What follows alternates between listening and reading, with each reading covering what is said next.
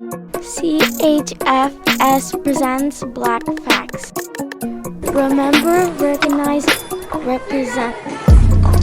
Bayard Rustin, born March 17, 1912, organizer, strategist, advisor to MLK Jr., organized a historic march on Washington.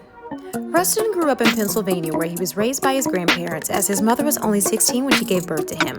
His childhood would be very important to his future work, as his grandparents were Quakers and instilled in him a strong belief against violence.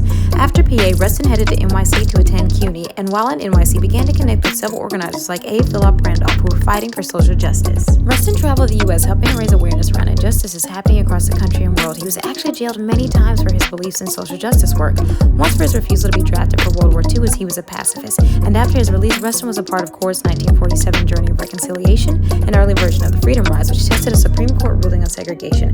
Rustin will be arrested again in this fight and serve in a chain gang in North Carolina, but this work also led him to working on reforms for chain gang forced labor on those imprisoned. Continuing his knowledge around nonviolence and pacifism, Rustin would go to India to attend the World Pacifist Conference, as he had been deeply influenced by the work of Mahatma Gandhi.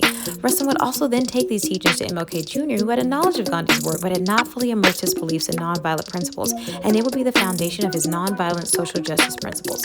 Rustin would also be key in the creation of the SCLC, as he proposed to King that he create a group that would bring together leaders that connected to large communities. Along with many protest initiatives, Rustin's work on the March on Washington that produced MLK Jr.'s I Have a Dream speech is probably some of his most historic work. He was a key organizer and leader of the event. They were expecting around 90,000, but had approximately 250,000 people in attendance. Unfortunately, Rustin was often sidelined and not acknowledged publicly during this time for his contributions, as he was openly gay, and many during the civil rights movements of the 1950s and 60s did not want to see him as a leader and felt the prejudice against the LGBTQIA+ community would affect the civil rights movement's success.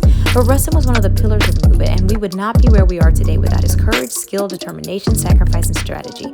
Rustin would continue his social justice work until he died in NYC in 1987, as he spoke out for and assisted with supporting LGBTQIA+ rights, and in 2013, President Obama posthumously awarded Rustin with the Presidential Medal of Freedom, the highest honor for a civilian, for his contribution to American civil rights. Thank you, Bayard Rustin, for paving the way. We salute you. Thank you for celebrating Black History Month with Coalition of Hispanic Family Service.